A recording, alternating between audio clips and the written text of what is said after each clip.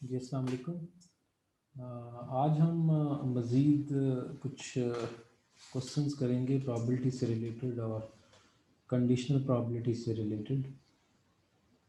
तो और यही हमारा नेक्स्ट जो 3 लेक्चर्स होंगे नेक्स्ट कमिंग वीक में, उसमें भी हम प्रॉबिलिटी और कंडीशनल प्रॉबिलिटी पे मज़ीद एक्सरसाइजेज और प्रॉब्लम्स हम सॉल्व करेंगे ताकि आप लोगों की अच्छी तरह से इस टॉपिक से रिलेटेड प्रैक्टिस हो जाए। तो ये बिज़नेस रिलेटेड एप्लीकेशन है, जो ये एग्जांपल पहली हम करने जा रहे हैं। इसके अंदर इस टेबल के अंदर कुछ इन्फॉर्मेशन दी गई है, जैसे कि आप देख रहे हैं कि वेट है, इवेंट है, नंबर ऑफ पैकेजेस हैं, प्रॉबिलिटी ऑफ अक्रेंस है। तो अगर इवेंट ए की बात करें तो उसमें अंडरवेट और नंबर ऑफ पैकेजेस जो है वो 100 हैं, और इसमें जो अक्रेंस की प्रॉबिलिटी है वो 0.025 है। इस तरह से जो इवेंट बी है उसमें सेटिस्फैक्ट्री, तो नंबर ऑफ पैकेजेस में 3600 हैं और प्रॉबिलिटी जो है वो 0.90 एंड सो ऑन। आप देख रहे हैं कि ये सम ऑफ द प्रॉबिलिटीज़ जो है ये 1 है। अब हमारे लिए जो क्वेश्चन है वो ये है, what is the probability that a particular package will be either underweight और ओवरवेट। तो हम जो पैकेज सिलेक्ट करने जा रहे हैं वो या तो अंडरवेट हो सकता है या ओवरवेट हो सकता है। अब इनमें हमें प्रॉबिलिटी फाइंड करनी है कि वो क्या प्रॉबिलिटी होगी। तो इसमें सबसे ईजी वही होता है कि जब और की वर्डिंग आए, हम ऑलरेडी आपको इस बारे में बता भी चुका हूँ मैं आपको कि ये जो वो और से पहले की ऑप्शन होती है इसको हम इवेंट ए ले लेते हैं, और जो और के बाद की ऑप्शन होती है इसको इवेंट बी ले लेते हैं। और के केस में हम इंटरेस्टेड हो जाते हैं probability of A union B के अंदर। तो इसी लाइंस पे ये हमने किया है कि प्रॉबिलिटी ऑफ ए क्या है, ए इवेंट है कि पैकेज विल बी अंडरवेट, और बी है जी पैकेज विल बी ओवरवेट। तो इनकी प्रॉबिलिटीज़ ए और बी की हमें ऑलरेडी गिवन दी गई। अब आप देखें ये अंडरवेट और ओवरवेट में कोई कॉमन पॉइंट नहीं होगा, ज़ाहिर है कोई ख़ास हद होगी, उससे ऊपर का वेट जो है वो ओवरवेट और उससे नीचे का जो वेट है वो अंडरवेट होगा, तो इसमें कोई कॉमन वैल्यूज़ नहीं आएंगी। तो इसका मतलब अगर कोई कॉमन पॉइंट नहीं है तो फिर ये दोनों इवेंट्स म्यूचुअली एक्सक्लूसिव होंगे, और probability of A union B जो है वो simply probability of A plus probability of B होगी। इसमें प्रॉबिलिटी ऑफ ए इंटरसेक्शन भी जो है ना वो 0 हो जाएगा और नेट रिजल्ट 0.10 हो जाएगा। इसके बाद एक और एग्जांपल है, a survey by the American Automobile Association revealed 60% of its members made airline reservations last year। तो ये इम्पॉर्टेंट चीज़ है जो यहाँ बता दी गई है कि इनके जो मेंबर्स हैं उन्होंने उनमें से 60% ने लास्ट ईयर एयरलाइन रिजर्वेशन करा ली थी। 2 members are selected at random, 2 member अब हम चूज़ कर रहे हैं। What is the probability that both made airline reservation last year. तो हमने ये बताना है इस बात की क्या प्रोबेबिलिटी है कि जो 2 लोग हम चूज़ कर रहे हैं उन दोनों ने रिजर्वेशन लास्ट ईयर कर ली थी। अब जो लास्ट ईयर रिजर्वेशन करने वाले लोग हैं वो 60% हैं। तो ये हम एक इवेंट बना लेते हैं, the first member made airline reservation last year, और इसी तरह से हम इवेंट बी बना लेंगे कि second member made an airline reservation last year. अब दोनों की जो प्रॉबिलिटी है, क्योंकि हमें ये बता दिया गया है कि 60% लोगों ने लास्ट ईयर ये रिजर्वेशन कराई थी, तो ये जो मेंबर है चूँकि ये भी उन्हीं में आ रहा है तो उसकी भी चांसेस जो हैं वो 0.60 में आ जाएंगे, और प्रोबेबिलिटी ऑफ बी भी 0.60 में। अब हम इंटरेस्टेड हैं कि ये जो ए था ये एंड ये जो बी है, इन दोनों ने लास्ट ईयर रिजर्वेशन करवा दी थी।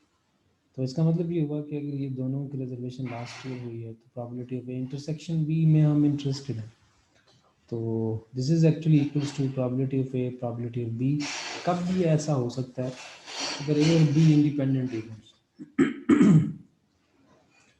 तो आप गौर से देखें तो ए और बी का आपस में कोई ताल्लुक नहीं है। ए ने अपने हिसाब से रिजर्वेशन कराई है, बी ने अपने हिसाब से रिजर्वेशन कराई है, तो इसलिए ये आपस में एक दूसरे पर डिपेंड नहीं करते, ये इंडिपेंडेंट है। जब ये इंडिपेंडेंट है तो probability of intersection B will be equal to probability of A times probability of B, और हम फाइनली जो है इनका प्रोडक्ट लेके रिजल्ट निकाल रहे हैं। अच्छा, उसके बाद ये बड़ा इम्पोर्टेंट क्वेश्चन है और बड़ा अच्छा क्वेश्चन है। इसके अंदर जो स्टेटमेंट में इंफॉर्मेशन दी गई है वो ये है कि A can hit a target 4 times in 5 shots, यानी कि वो 5 शॉट्स लगाता है ए प्लेयर ए, तो उसमें से वो 4 को हिट करता है। जो प्लेयर बी है वो 3 टाइम्स इन 4 शॉट्स, तो 3 टाइम्स वो टारगेट को हिट करता है 4 शॉट्स में से। और जो सी है वो 3 शॉट्स में से 2 को वो हिट करता है टारगेट को। They fire a volley, what is the probability that 2 shots at least hit? तो यहाँ पे जो सवाल है इसको ज़रा गौर से समझने की ज़रूरत है। What is the probability that 2 shots at least hit? इसका क्या मतलब है? इसका मतलब ये है कि जिनके 3 प्लेयर हैं तो तीनों बारी बारी हिट कर रहे हैं, तो एटलीस्ट 2 का मतलब ये है कि 2 या 2 से ज़्यादा जो हैं वो तो हिट करें। तो अगर आप गौर से देखें यहाँ पर मैं ज़रा थोड़ा आगे आपको ले जाता हूँ ये। तो अगर हम probability of 2 shots at least hit की बात करते हैं तो इसका मतलब है कि 3 प्लेयर्स में से 2 की शॉट्स हिट हो सकती हैं या 2 से ज़्यादा भी हिट हो सकती हैं। तो ये जो मैंने प्रोबेबिलिटीज़ यहाँ लिखी हैं इसमें ज़रा देखने की ज़रूरत है कि ये ए का मतलब ये है कि यहाँ पे प्लेयर ए की शॉट हिट हुई है एंड प्लेयर बी की भी शॉट हिट हुई है, लेकिन सी कम्प्लीमेंट है। इसका मतलब ये है कि सी की शॉट हिट नहीं हुई। जब हम एटलीस्ट 2 हिट की बात कर रहे हैं तो एटलीस्ट 2 में 2 चीज़ें आ जाती हैं, 2 भी आ जाता है और 2 से ज़्यादा भी आ जाता है। अब चूँकि हमारे पास प्लेयर 3 है तो 2 से ज़्यादा क्या हो सकता है? 2 से ज़्यादा फिर 3 हो सकता है बस, और इसके अलावा कोई ऑप्शन नहीं बनता। तो पहले हम ऑप्शन लेंगे 2 के लिए, एग्जैक्टली 2 शॉट्स हिट। तो 2 शॉट्स में ए और बी की हैं, सी की नहीं है। इसी तरह से ए और सी की हैं, बी की नहीं है, और ए बी और सी की हिट हो रही हैं और ए की हिट नहीं हो रही। और लास्ट में जब हम 3 की बात करेंगे, तीनों की तीनों शॉट्स हिट हो रही हैं, ए बी और सी। तो अब चूंकि ये इंडिपेंडेंट इवेंट्स हैं, ए का बी का सी का आपस में कोई ताल्लुक नहीं है, तो जब इंडिपेंडेंट हैं तो फिर इनकी प्रोबेबिलिटीज़ का प्रोडक्ट आ जाता है यहाँ। अब ये सारी वैल्यूज़ हम यहाँ पे निकाल चुके हैं। ये कैसे निकाली हैं वैल्यूज़? अगर आप गौर से देखें तो ए के बारे में मेंशन किया गया था कि ए जो है वो 5 शॉट्स में से 4 हिट करता है। इन टोटल जो उसकी शॉट्स हैं वो 5 हैं और जो वो हिट कर रहा है वो 4 है। तो इसकी प्रॉबिलिटी क्या हो जाएगी? 4/5। इसी तरह बी की 4 में से 3 और सी की 3 में से 2।